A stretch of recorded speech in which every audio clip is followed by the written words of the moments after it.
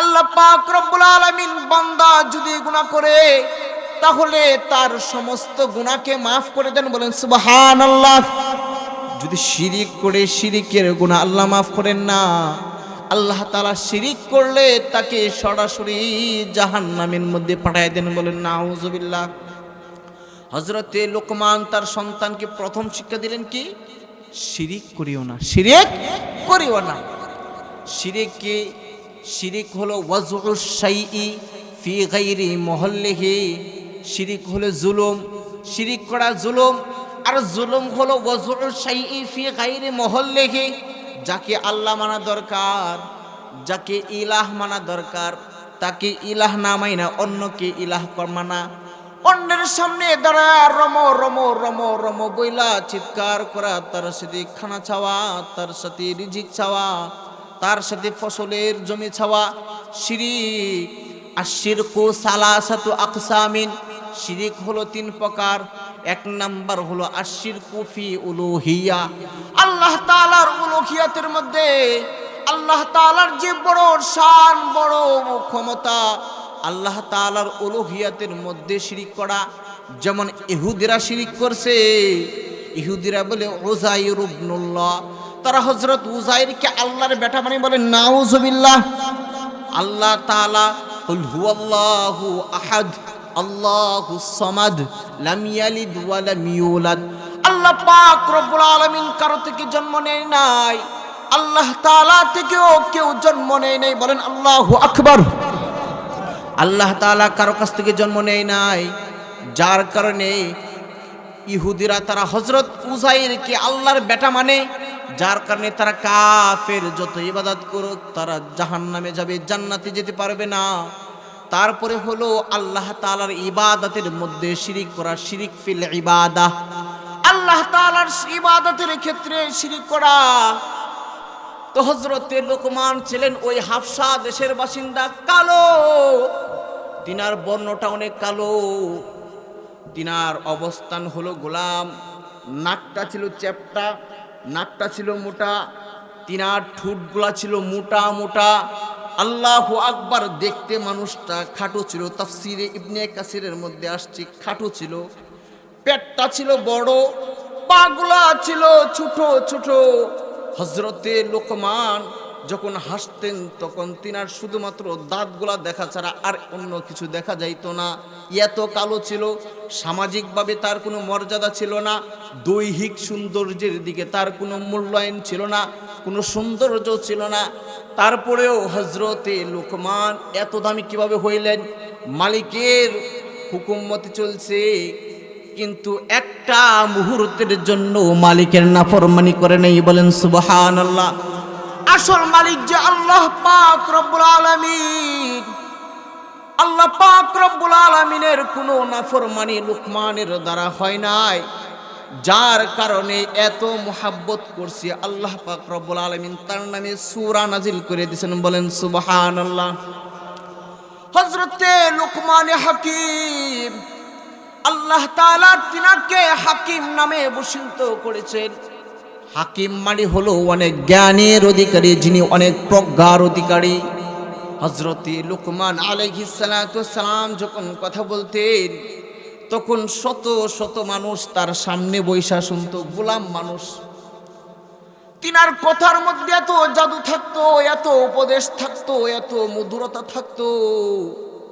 রাত্র ভোরে যদি কথা বলতেন মানুষ তিনার সামনে থেকে যাইতেন না। আল্লাহু আকবার। তিনার হিকমতপূর্ণ কথা একটা দুইটা বলবো কি আপনাদেরকে?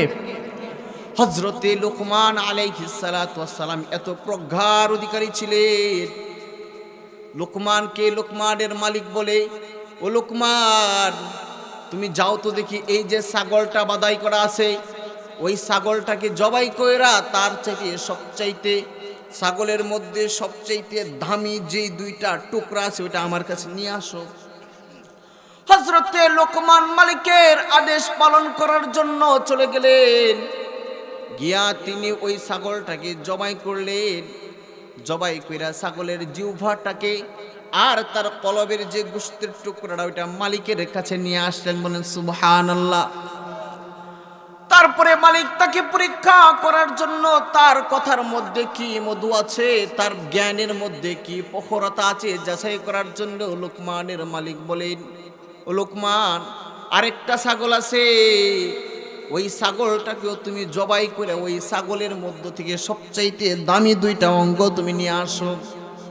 এই ছাগলটাকে জবাই করে সবচাইতে কম দামি নিকৃষ্ট যেই দুইটা অঙ্গ আছে নিয়ে আসো। আগের বার বলছিল সবচাইতে উৎকৃষ্ট নিয়ে আসতে, দ্বিতীয়বার বললো সবচাইতে নিকৃষ্ট দুইটা অঙ্গ তুমি কাইটা নিয়ে আসবা। হযরতে লোকমান গিয়া দ্বিতীয় ছাগলটাকে জবাই কইরা সেই জিহ্বা আর কলবটাকে নিয়ে আসলো।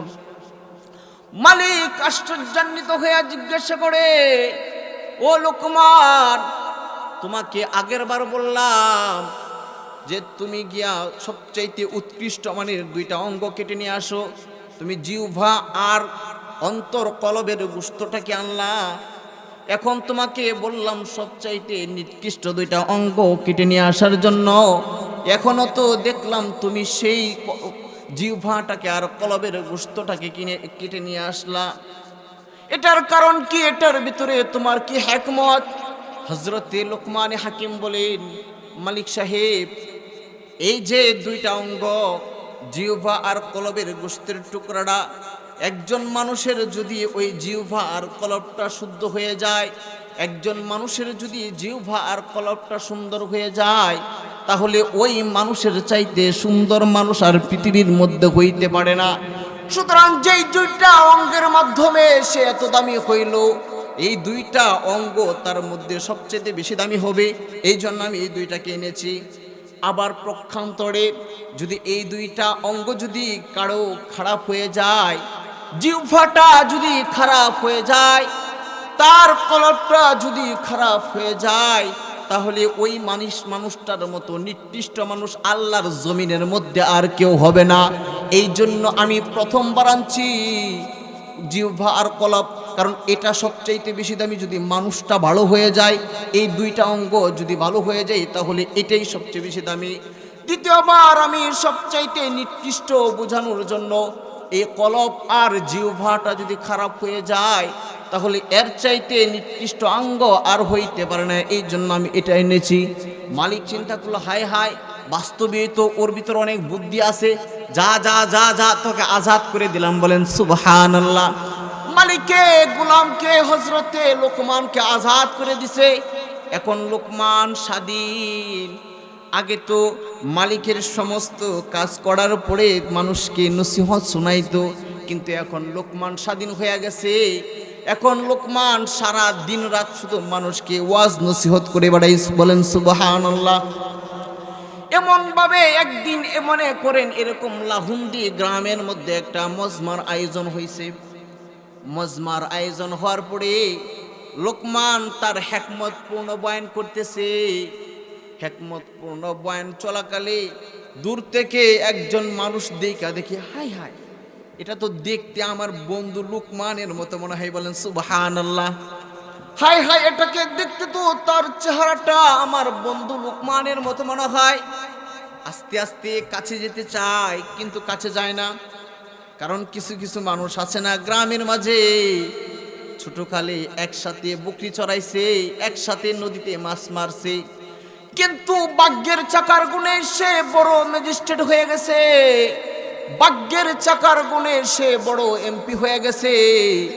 ছোটকালের ওই মাছ মারার বন্ধুকে ভুলে যায়। আছে না গ্রামের মধ্যে মানুষের সাথে একসাথে রাখালেগিরি করছে, কিন্তু ভাগ্যের চাকার কারণে সে রাষ্ট্রপতি হয়ে গেছে।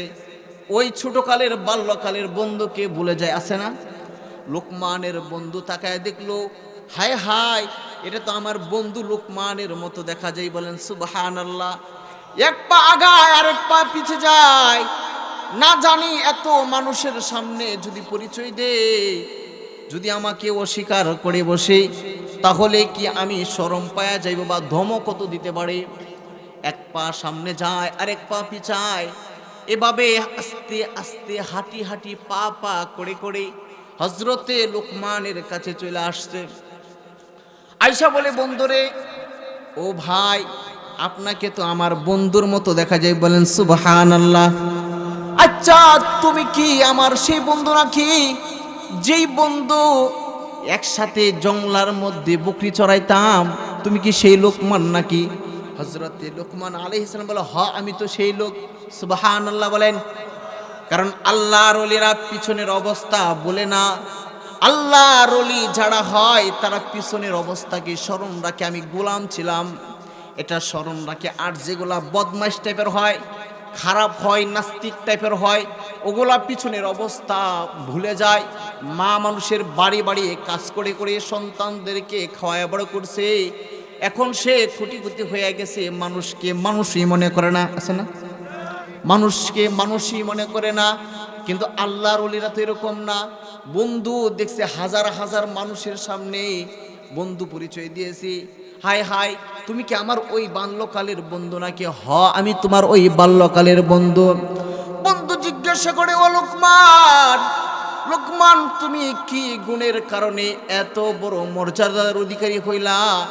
তোমার বয়ান মানুষে হাজার হাজার মানুষ দূর দূরান্ত থেকে বিভিন্ন জানকে ভাড়া কইরা তারা তোমার আলোচনা শুনতে আসে। কি গুণ অর্জন করলা লোকমান, আমাকে একটু বলবা না? কি বলেন সুবহানাল্লাহ।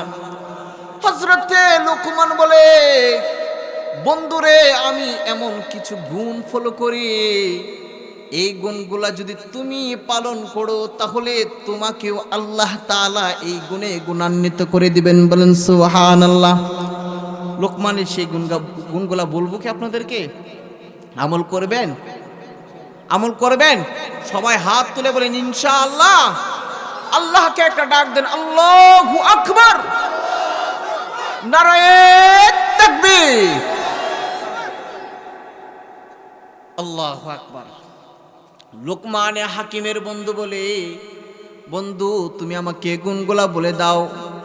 লোকমানে হাকিম বলে, বন্ধুরে আমি যেই গুণগুলা আমি ফলো করি, এই গুণগুলা যদি তুমি নিজে ফলো করো তাহলে তোমাকেও আল্লাহ তাআলা মর্যাদা দিবেন। তুমিও যখন কথা বলবে, তুমি যখন কথা বলবে তোমার কথাও হাজার হাজার মানুষে শুনবে, তোমার কথাও শত শত মানুষ বসে থেকে ঘন্টার পর ঘন্টা শুনবে। গুণগুলা তুমি যদি অর্জন করতে পারো। লোকমানের বন্ধু বলে, বন্ধুরে বলে দাও, বলে দাও, দেরি করিও না। লোকমান আলাইহিস সালাতু ওয়াস সালাম বলেন, আমি বন্ধুরে এমন কিছু গুণ করি, এক নাম্বার গুণ হলো আমি চোখের কোনোদিন খেয়ানত করি না। বলেন সুবহানাল্লাহ।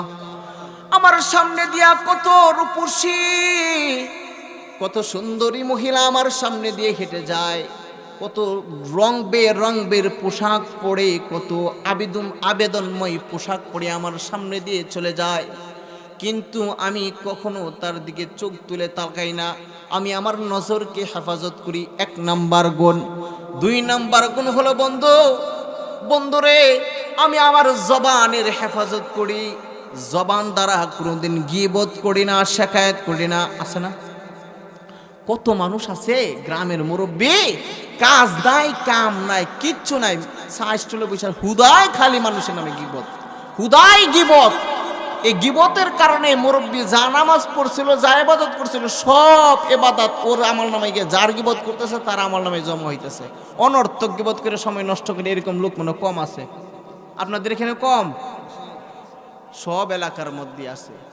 লোকমানে হাকিম বলে, বন্ধু আমার জবানের হেফাজত করি, আমি আমার জবানকে অহেতুক কাজে ব্যয় করি না, আমি আমার জবান থেকে কখনো গীবত করি না, শিকায়াত করি না, চুগলখড়ি করি না।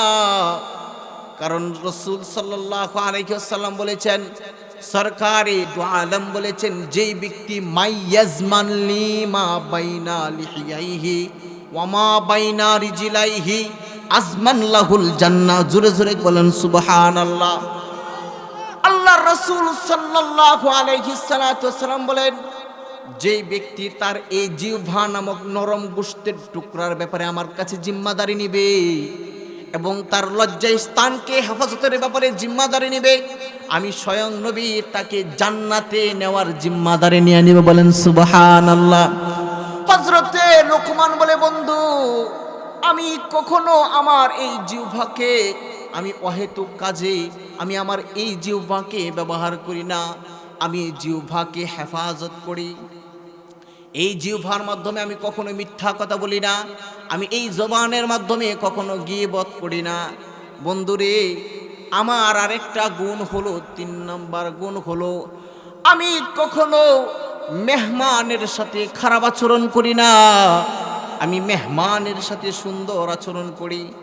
কিছু কিছু মানুষ আছে, বিআই সাহেব বেড়াইতে আসবে, বাজারের মধ্যে দেখা হয়ে গেছে, বিআই সাহেবের সাথে বাজারে দেখা হওয়ার পরে বলে, বিআই সাহেব এখন তো আয়সা গেছেন, বিআইনরে নিয়ে আসলেন না, আগামীবার আসলে কিন্তু থাইকা যাবেন।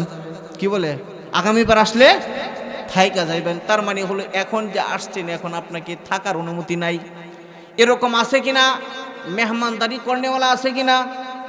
লোকমানে হাকিম বলে, আমাকে আল্লাহ তাআলা এই মর্যাদা দেওয়ার পিছনে কারণ হলো জানো কি? আমি মেহমানের সাথে ভালো ব্যবহার করি। মেহমানকে যদি 1-2 আইটেম দেয়া খাওয়াইলে সে সন্তুষ্ট হয়, আমি 3টা আইটেম করি, মেহমানের সাথে ভালো ব্যবহার করি। আমি কোনোদিন ওয়াদার খেলাপ করি না, ওয়াদার খেলাপ করি না। আমি সবসময় ওয়াদা করলে ওয়াদা পালন করার চেষ্টা করি। আল্লাহর হাবিব বলে, ওয়াদা যেই ব্যক্তি পালন করবে না সে মুনাফিক হয়ে যাবে। কারণ আয়াতুল মুনাফিকি সালাসা, সরকারে দো আলম বলে, যেই ব্যক্তি ওয়াদা পালন করবে না সে মুনাফিক হয়ে যাবে। বলে, ভাই আগামী আর 1 সপ্তাহের ভিতরে শনিবারে তোমার টাকাটা আমি পরিশোধ করে দেব। শনিবারে ফোন দেই, ফোনের পরে ফোন দেই, কিন্তু তার কলই ঢুকে না, মোবাইলটাকে বন্ধ করে দেয়, আসেনি নাই। ওয়াদার খেলাপ করে আল্লাহর হাবিব বলেন সে মুনাফিক। আর মুনাফিক যে হবে, একজন হিন্দু সে সারা জীবন পদমং পদমং মক্কাতং হর্রতং গর্রতং গুহাক একম ব্রহ্ম দৈত্য নস্তি নাহীন নস্তি কিঞ্চান। দেবতার সামনে দাঁড়ায়া সে সারা জীবন দেবতার পূজা কইরা যে জাহান্নামে যাবে, একজন মুসলমান সে 5 ওয়াক্ত নামাজ পড়া মুনাফিকি করছে, সে এর চাইতে নিকৃষ্ট জাহান্নামে যাবে। বলেন নাউজুবিল্লাহ। হযরতে লোকমান হাকিম বলেন, বন্ধুরে আমি কখনো ওয়াদার খেলাপ করি না, ওয়াদা যখন যেটা করি তখন সেটা আদায় করতে চেষ্টা করি। যদি কখনো সম্ভব না হয় আগে তাকে বলে দেই, ভাইরে তোমার সাথে ওয়াদা করেছিলাম পারতেছি না, একটু মাফ করে দাও, তার কাছে মাফ চায়া নেই। লোকমানে হাকিম বলেন, বন্ধুরে আমার আরেকটা গুণ হলো আমি প্রতিবেশীর সাথে খারাপ আচরণ করি না।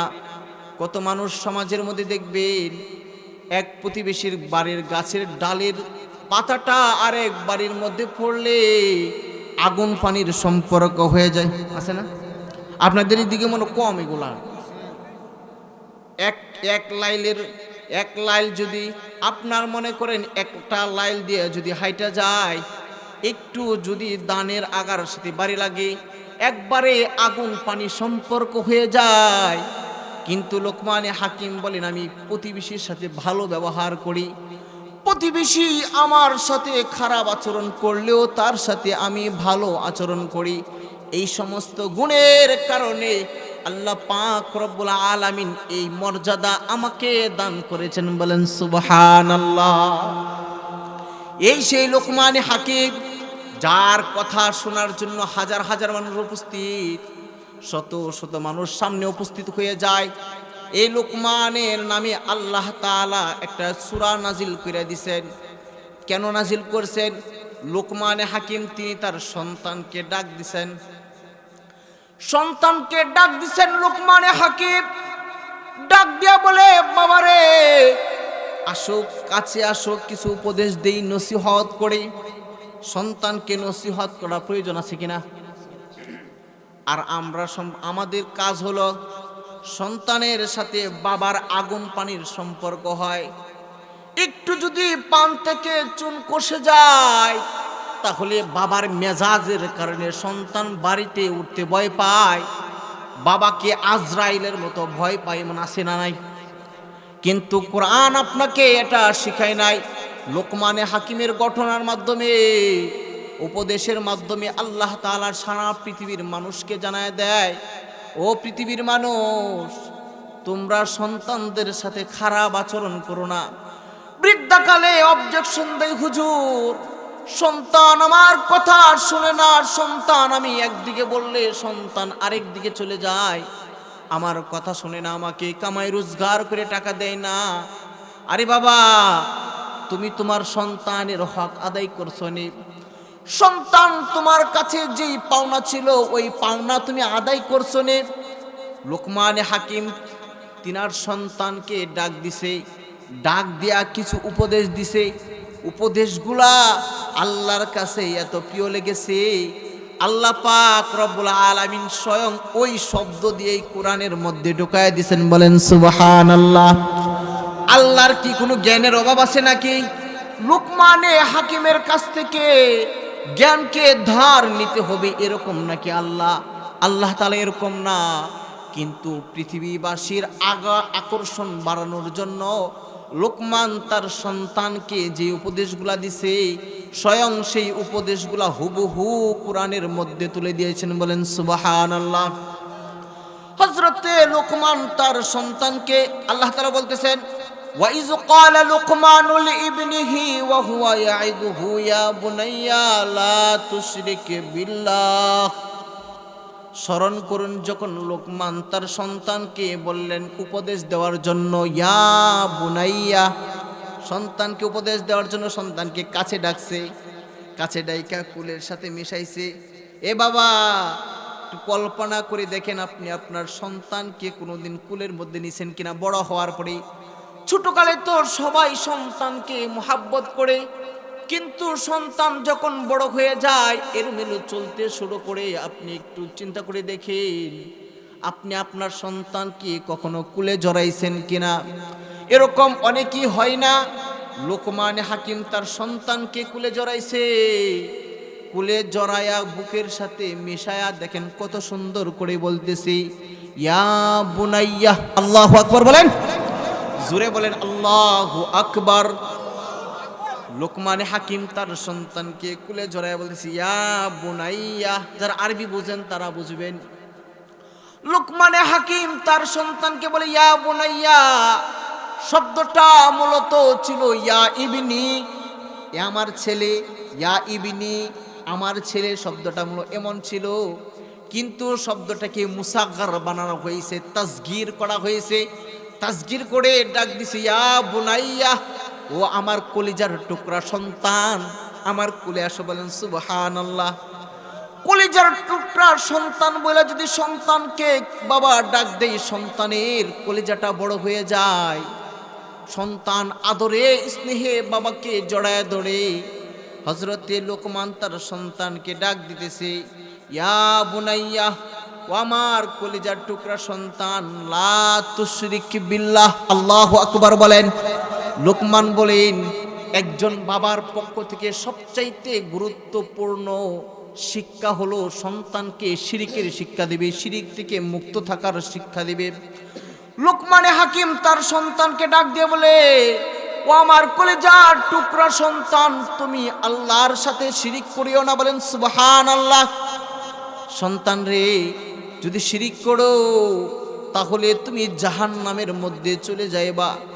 কারণ আল্লাহ পাক রব্বুল আলামিন, ইন্নাল্লাহা লা ইয়াগফিরু আইয়ুশরাকা বিহি ওয়া ইয়াগফিরু মা দুনা যালিক লিমান ইয়াশা। আল্লাহ পাক রব্বুল আলামিন বান্দা যদি গুনাহ করে তাহলে তার সমস্ত গুনাহকে maaf করে দেন। বলেন সুবহানাল্লাহ।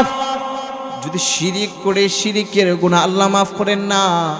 আল্লাহ তাআলা শিরিক করলে তাকে সরাসরি জাহান্নামের মধ্যে পাঠিয়ে দেন। বলেন নাউজুবিল্লাহ। হযরতে লোকমান তার সন্তানকে প্রথম শিক্ষা দিলেন কি?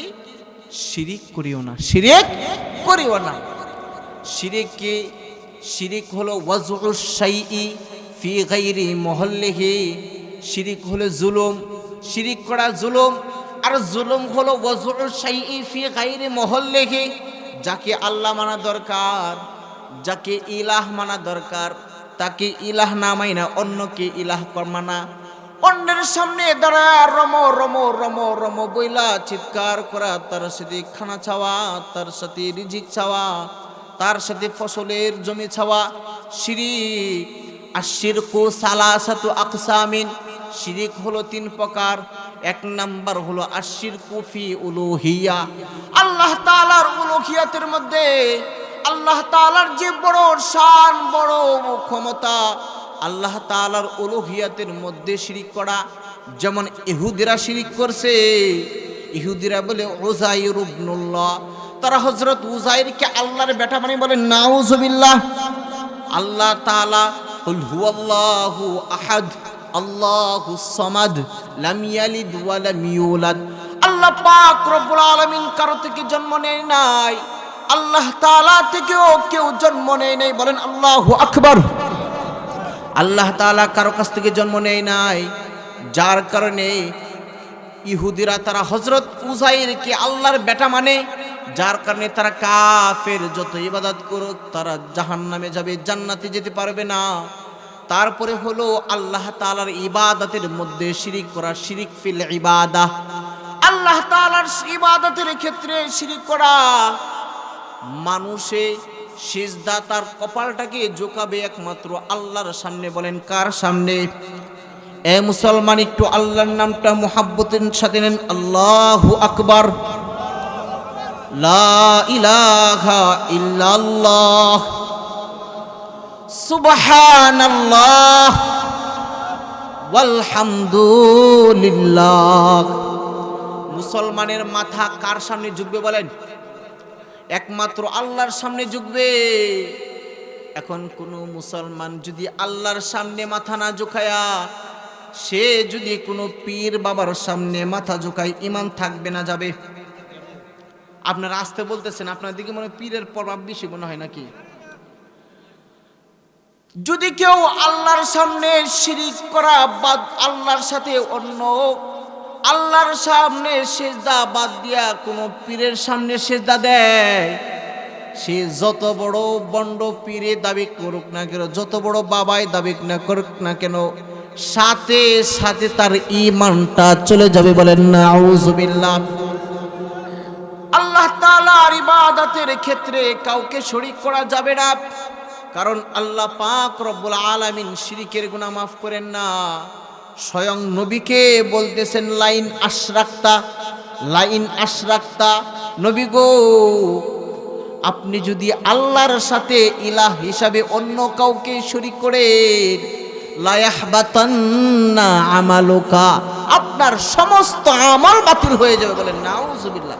স্বয়ং নবীকে বলতেছেন যদি কেউ শিরিক করে তার সমস্ত আমল বাতিল হয়ে যাবে।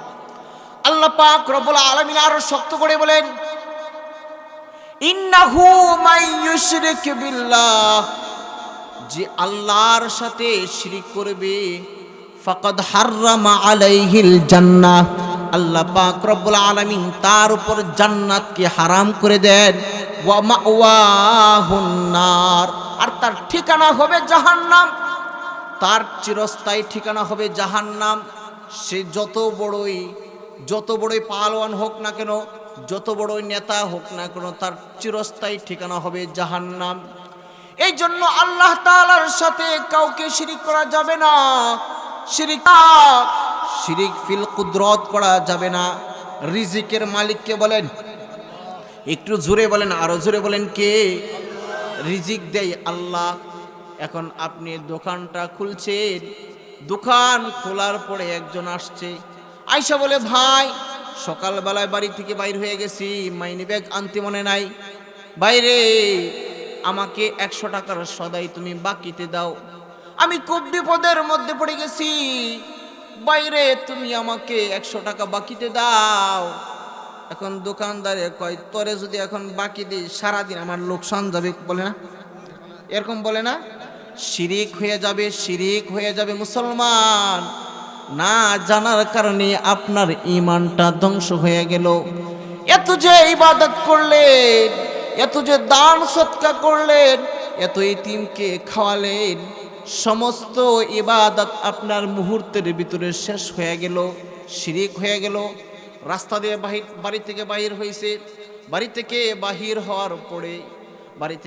হওয়ার পরে সামনে দেখে কুলো আসতেছে। কুলো চিনেন তো? কুলো তেল বিক্রি করে, কুলো তেল বিক্রি করে কুলোকে দেখে বলে আহা আজকে শেষ, আজকে আমার দিন শেষ, এরকম বলে না অনেকে।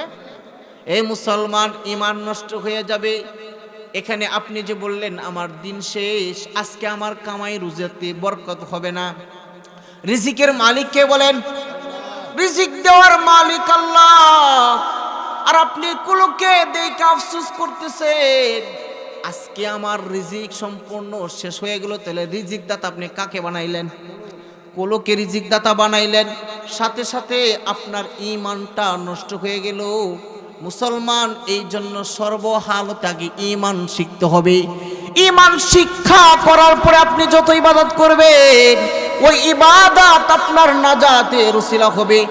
ঈমান শিক্ষা করেন নাই, আপনি যদি এক সংখ্যা লেখেন, লেখার পরে শূন্য দেন, শূন্য দেন, শূন্য দেন, শূন্য দেন, তাহলে এক সংখ্যের মান বাড়বে কি বাড়বে না? আর যদি সংখ্যা না বসাইয়া হাজারো শূন্য দিলেন, হাজারো জিরো বসাইলে, তাহলে আপনার সায়রানার কোনো মূল্য হবে না। এই জন্য আগে ঈমান ঠিক করতে হবে। ঈমান কি করতে হবে ভাই? ঈমান ঠিক করতে হবে। হযরতে লোকমান তার সন্তানকে প্রথম যে শিক্ষাটা দিলেন সেটা হলো ঈমানের শিক্ষা। সন্তান, আল্লাহর সাথে তুমি শিরিক করিও না। এখন হযরতে লোকমান আলাইহিস সালাতু ওয়াস সালাম সন্তানকে যখন ঈমানের শিক্ষা দিয়ে দিলেন, আল্লাহ পাক রব্বুল আলামিন মাঝখানে একটা জুমলায়ে মুতারেজা ঢুকায়া দিছেন। কোরআনের যেখানে আপনি গবেষণা করবেন, যেখানে আল্লাহর পরিচয়ের কথা আসছে, সেখানে আল্লাহ তাআলা মা বাপের কথাটা তুইলা ধরছেন। বলেন সুবহানাল্লাহ। আল্লাহ পাক রব্বুল আলামিন বলতেছেন, ও বাবা, তুমি তোমার সন্তানকে কোলে জড়ায়া, সন্তানকে বুকে জড়ায়া আমি আল্লাহর পরিচয় সন্তানের কাছে দিয়ে দিলা। আমি তোমাকে মাহরুম করলাম না, তোমার পরিচয়টা আমি কোরআনের মধ্যে তুইলা ধরলাম। বলেন সুবহানাল্লাহ। আল্লাহ পাক রব্বুল আলামিন বলেন, ওয়াসাইনাল ইনসানা বিওয়ালিদাইহি হামালাতহু উম্মুহু ওয়াহনান আলা ওয়াহনিন ওয়া ফিসালুহু ফি আমাইন আনিশকুর লি ওয়া লিওয়ালিদাইক। আল্লাহু আকবার বলেন। আল্লাহ পাক রব্বুল আলামিন বলেন, বান্দা, তুমি তোমার সন্তানের কাছে আমার পরিচয় তুলে ধরলা, আমি তোমার সন্তানের কাছে তোমার পরিচয় তুলে ধরলাম। এই জন্য আল্লাহ পাক রব্বুল আলামিন বলেন, সারা পৃথিবীর মানুষকে আমি ওসিয়ত করতেছি, সারা পৃথিবীর মানুষকে উপদেশ দিছি, ও পৃথিবীর মানুষ, পিতা মাতার সাথে খারাপ ব্যবহার করিও না। বলেন আল্লাহু আকবার। পিতা মাতার সাথে খারাপ ব্যবহার করিও না, পিতা মাতার সাথে ভালো ব্যবহার করো। একটু জিকির করি, লা ইলাহা লা ইলাহা ইল্লাল্লাহ, লা ইলাহা লা ইলাহা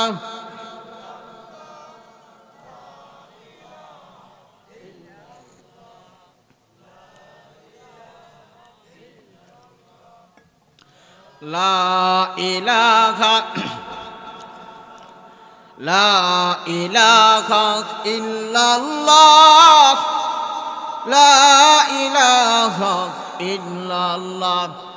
আল্লাহ পাক রব্বুল আলামিন এখন সন্তানের কাছে বাবা মার পরিচয়, মুরব্বী কথা বললেন না, কথা বললে কোরআনের তাফসীর করা হইতেছে। বাজান, একটু আপনি যদি ডিস্টার্ব করেন, আমার সাথে ডিস্টার্ব করা হবে না, কোরআনের সাথে ডিস্টার্ব করা হবে।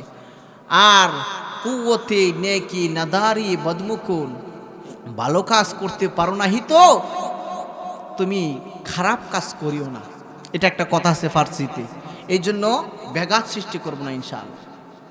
তো এখন সন্তানের কাছে আল্লাহ তাআলা বাবা মার পরিচয় তুলে ধরতেছেন। আল্লাহ পাক রব্বুল আলামিন বলেন, ওয়াসাইনাল ইনসানা বিওয়ালিদাইহি, আমি সন্তানদেরকে তার পিতামাতার ব্যাপারে ওসিয়ত করছি, ও সন্তান, পিতামাতার সাথে খারাপ ব্যবহার করিও না, পিতামাতার সাথে তুমি খারাপ ব্যবহার করিও না। কারণ তোমার মা আল্লাহ বলেন তোমার মা তোমাকে কেমন ভাবে গর্ভধারণ করছে জানো নি? আল্লাহ পাক রব্বুল আলামিন বলেন হামালাতহু উম্মুহু ওয়াহনান আলা ওয়াহনিন, তার মা তাকে এক কষ্টের পরে আরেক কষ্ট সহ্য করেছে। কত রাত্রির বেলায় মা চিৎকার দিয়ে ঘুম থেকে উঠে গিয়েছে, সন্তান পেটের ভিতরে লাথি মেরেছে, মা চিৎকার দিয়া ঘুম থেকে উঠে গেছে, রাত্রি জাগ্রত করেছে। কত রাত্রি জাগ্রত করেছে একমাত্র মা জানে আর মার আল্লাহ জানে। মা রাত্রি থেকে জাগরণ করেছে, সন্তানের ব্যথার কারণে মা ঘুমাইতে পারে নাই। ওয়াহনান আলা ওয়াহনিন, আল্লাহ বলে তোমার মা তোমার জন্য এমন কিছু ইহসান করেছে, পৃথিবীর অন্য কেউ তোমার জন্য এই ইহসানগুলা করবে না। কারণ তোমার মা তোমাকে 9 মাস 10 মাস তোমাকে বোঝা বহন করেছে। বোঝা বহনকালীন সময়ে কত যে কষ্ট করেছে, বমি হয়েছে খানা খাওয়ার পরে, সাথে সাথে বমি হইয়া সব বাহির হইয়া গেছে। মা ক্ষুধার যন্ত্রণা সহ্য করছে। সবচাইতে বড় কষ্ট হলো মা যখন গর্ভ থেকে প্রসব করবে, ওই দিন মা তার জীবনের আশাকে বাদ দিয়া দিছে। আদরের স্বামীকে ডাক দিয়া বলে, ওর স্বামী, স্বামী গো, আমার মনে হয় সামনে আর দুনিয়াতে বেঁচে থাকা হবে না। স্বামী গো, তোমার সাথে কতটা সংসার করেছি, এত বছর সংসার করেছি, তোমার সাথে যদি কোনো বেয়াদবি হয়ে থাকে স্বামী মাফ করে দেব। স্বামীর পা ধরে মা ক্ষমা চেয়ে নেয়। যেই তাকে দেখতে আসে সকলের কাছে ক্ষমা চায়, ও ভাই, ও বোন, তুমি আমাকে ক্ষমা করে দিও, আমার মনে হয় আমি আর বাঁচব না। মা এত কষ্ট করেছে, মা তোমাকে গর্ভ থেকে প্রসব করার পরে মায়ের রক্ত পানি করা দুধকে তোমার জন্য খাদ্য হিসেবে তোমার মুখে তুলে ধরে দিয়েছি। এ সন্তান হাবিবে কিবরিয়া বলে, যদি তুমি তোমার গায়ের চামড়া দিয়া তোমার মায়ের জন্য জুতা বানায় দাও, তাহলেও মায়ের এক ফোঁটা দুধের মূল্য পরিশোধ করা হবে না। আল্লাহ পাক রব্বুল আলামিন বলেন, আল্লাহ পাক রব্বুল আলামিন বলেন, ওয়াকাদা রাব্বুকা আল্লা তা'বুদু ইল্লা ইয়াহু। যেখানে আল্লাহ তাআলা নিজের ইবাদতের কথা বলছে, বান্দা দুনিয়াতে যতদিন বেঁচে থাকবে ততদিন আল্লাহর ইবাদত করবে। তো আল্লাহ তাআলা বান্দার ইবাদতে, আল্লাহর ইবাদতের সাথে মায়ের খেদমতের কথাটাও কোরআনের মধ্যে উল্লেখ করে দিয়েছেন। ওয়াকাদা রাব্বুকা আল্লা তা'বুদু ইল্লা ইয়াহু ওয়া বিল ওয়ালিদাইনি ইহসানা। আল্লাহু আকবার বলেন। আল্লাহ পাক রব্বুল আলামিন বলেন, সন্তান, দুনিয়াতে থাকা অবস্থায় এক মুহূর্তের জন্য তুই আমার নাফরমানি করতে পারবি না। যেরকম ভাবে এক মুহূর্তের জন্য আমি আল্লাহর নাফরমানি তুই করতে পারবি না, ঠিক তদ্রূপ ভাবে এক মুহূর্তের জন্য তোর পিতা মাতার সাথে তুই খারাপ ব্যবহার করতে পারবি না। কারণ কি জানোস নেই, সরকারে দো আলম বলেন, রেজার রব্বি রেজাল ওয়ালিদাইন। আল্লাহু আকবার বলেন। রাসূল সাল্লাল্লাহু আলাইহি সাল্লাম বলেন, দুনিয়ার কোনো পিতা মাতা যদি তার সন্তানের উপর রাজি হয়ে যায়, আল্লাহ পাক রব্বুল আলামিন স্বয়ং ওই বান্দার উপর রাজি হয়ে যায়। বলেন সুবহানাল্লাহ। সাখাতুর রব্বি সাখাতুল ওয়ালিদাইন। দুনিয়ার কোনো বান্দার উপর যদি তার মা বাবা অসন্তুষ্ট হয়ে যায়, মা বাবা যদি রাগান্বিত হয়ে যায়, আল্লাহ রাসূল সাল্লাল্লাহু আলাইহি সাল্লাম বলেন, আসমানের মালিক আল্লাহ তাআলা তার উপর অসন্তুষ্ট হয়ে যায়। বলেন নাউযুবিল্লাহ। আল্লাহ রাসূল সাল্লাল্লাহু আলাইহি সাল্লাম বলেন, রেজার রব্বি রেজাল ওয়ালিদাইন। আল্লাহর সন্তুষ্টি হলো দুনিয়ার পিতামাতার সন্তুষ্টির উপর। দুনিয়ার আসমানের নিচে পিতামাতা যদি সন্তানের উপর সন্তুষ্টি হয়ে যায়, তাহলে আসমানের মালিক তার উপর সন্তুষ্ট হয়ে যায়। তো আল্লাহ যদি অসন্তুষ্ট হয়ে যায়, যদি দুনিয়ার মা বাবা তার উপর অসন্তুষ্ট হয়ে যায়, সরকারে দু আলম আরো কঠিন হাদিস বলেছেন, লা ইয়ানজুরুল্লাহু ইলা ইয়াউমাল কিয়ামা ইলা সালাস।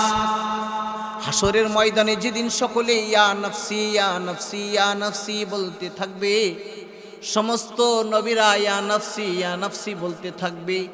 ইয়াউমা ইয়াফিরুল মারউ মিন আখি, মানুষ তার ভাই থেকে পলায়ন করবে।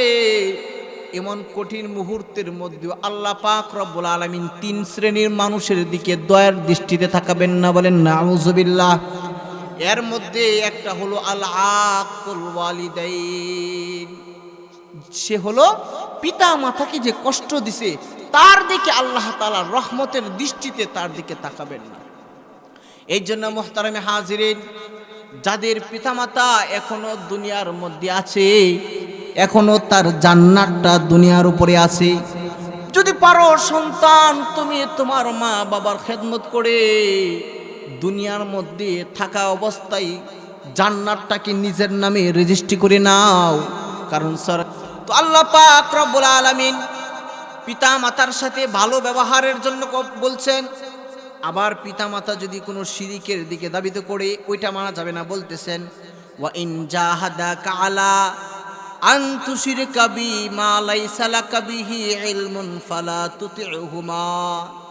আল্লাহ বলেন তোমার মা বাবার সাথে ভালো ব্যবহার করবা, কিন্তু তোমার মা বাবা যদি তোমাকে শিরিক করতে উদ্বুদ্ধ করে, তোমাকে মাজারের মধ্যে নিয়ে যায়, আসেন অনেক বাবা, কত মা আছে আবেগবশত সন্তানকে গর্ভধারণ করে আল্লাহর কাছে দোয়া করি, আল্লাহ গো যদি তুমি সন্তান সহি সালামতে দাও, কেল্লা বাবার দরবারে সিন্নি দিমু, আছে না? আল্লাহ গো যদি তুমি সন্তান ছেলে সন্তান দাও, তাহলে অমুক বাবার দরবারে আমি একটা গরু দিব, খাসি দিব, আছে না নাই? তো আল্লাহ পাক রব্বুল আলামিন বলেন সন্তান সাবধান, তোমার পিতামাতা যদি তোমাকে শিরিকের প্রতি উদ্বুদ্ধ করে, তাহলে ফালা তুতিউহুমা, পিতামাতার অনুসরণ করা যাবে না। তাই বলে পিতামাতা তোমাকে শিরিকের দিকে উদ্বুদ্ধ করে বিদায়, পিতামাতার সাথে খারাপ আচরণও করা যাবে না। পিতা নামাজ পড়ে না, ছেলেরা খুব নামাজি, পিতা সে কাফের, সে হিন্দু হয়ে গেছে, তাই বলে মুসলমান সন্তানের জন্য ওই পিতাকে ধমক দেওয়ার উচিত না। আল্লাহ পাক রব্বুল আলামিন বলেন ওয়াসাহিবুহুমা ফিদ দুনিয়া মারুফা, দুনিয়ার মধ্যে তার সাথে ভালো আচরণ করতে হবে, তাকে ধমক দেওয়া যাবে না। বুঝায় যদি পারা যায়, আদর করে যদি পারা যায়, তাহলে তাকে শিরিক থেকে ফিরে আনতে হবে। ধমক দেওয়া যাবে না, তার সাথে ভালোভাবে আচরণ করতে হবে। অনেকে আছে না সন্তান নিজে 5 ওয়াক্ত নামাজ পড়ে, কিন্তু বাবাটা নামাজ পড়ে না বিদায় এত ধমক দেয়। এই ধমক দেওয়া হারাম, আল্লাহ তাআলা কুরআনের মধ্যে বলে দিয়েছেন। আমরা আমল করব তো ইনশাআল্লাহ। আল্লাহ পাক রব্বুল আলামিন বলেন ওয়াত্তাবি'is সাবিলা মান আনাবা ইলাইয়া, আমার রাস্তার দিকে তুমি চলবা। পিতামাতা শিরিকের দিকে দাবিত করলে ওই দিকে যাবা না। সুম্মা ইলাইয়া মারজিউকুম ফায়ুনাব্বিউকুম বিমা কুনতুম তা'মালুন। আল্লাহ পাক বলেন দুনিয়ার হায়াতের কয়েকটা দিন খাটায়া তুমি তোমার পিতার সাথে ঝগড়া না কইরা আমার কাছে চলে আসবা, আমি আল্লাহ পাক তোমাকে জানায় দিব তুমি সফল কাম হইছো নাকি বিফল কাম হইছো, কারণ শেষ পর্যন্ত আমার কাছেই ফিরে আসবে।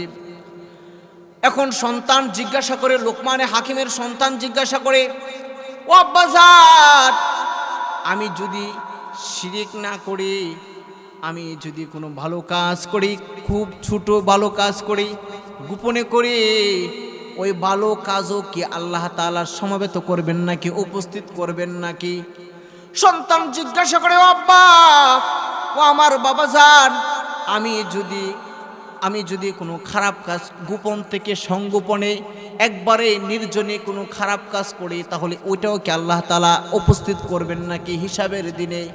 আল্লাহ পাক রব্বুল আলামিন এটার জবাব দিতেছেন, এ সন্তান যদি তুমি গোপন থেকে সংগোপনে যদি ইয়া বুনাইয়া ইন্নাহা ইনতাকু মিসকালা হাববাতিন মিন খারদালিন ফাতাকুন ফি সাখরাতিন আও ফিস সামাওয়াতি আও ফিল আরদি ইয়াতি বিহাল্লাহ ইন্নাল্লাহা লাতীফুন খাবীর। সন্তান তুমি ভালো কাজ করার জন্য যদি আসমানে চলে যাও, ভালো কাজ করার জন্য যদি তুমি পাথরের ভিতরে চলে যাও, খারাপ কাজ করার জন্য যদি তুমি আসমানে চলে যাও, খারাপ কাজ করার জন্য যদি তুমি পাথরের ভিতরে ঢুকে যাও, যত ছোট থেকে ছোটই হোক না কেন, সমস্ত কিছুকে মহান আল্লাহ তাআলা উপস্থিত করবেন। বলেন সুবহানাল্লাহ। এই জন্য মুমিনের জন্য গুণ থাকবে, মুমিন হার হালতে আল্লাহর কথা স্মরণ রাখবে। মুমিনের যখন যেটা প্রয়োজন হবে আল্লাহর কাছে চাবে। মুমিন কখনো গুনার দ্বারে কাছেও যাবে না, গুনার থেকে সে বিরত থাকবে। এটা হলো মুমিনের গুণ থাকবে। এটার মাধ্যমে আল্লাহ তাআলা শিক্ষা দিয়ে দিয়েছেন। তারপরে লোকমান তার সন্তানকে দ্বিতীয় উপদেশ দিতেছেন, এ সন্তান, আকিমিস সালাহ ইয়া বুনাইয়া, ইয়া বুনাইয়া আকিমিস সালাহ, নামাজ কায়েম করো। কি কায়েম করো?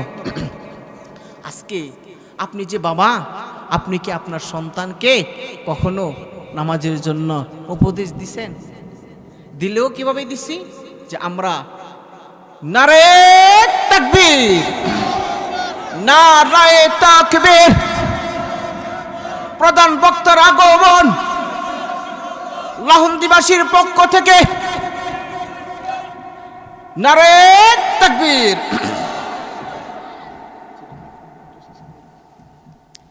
তারপরে আল্লাহ পাক রব্বুল আলামিন সন্তানকে লোকমানের মাধ্যমে উপদেশ দিতেছেন, লোকমান আকিমিস সালাহ, সন্তানকে লোকমান বলেন নামাজ কায়েম করো।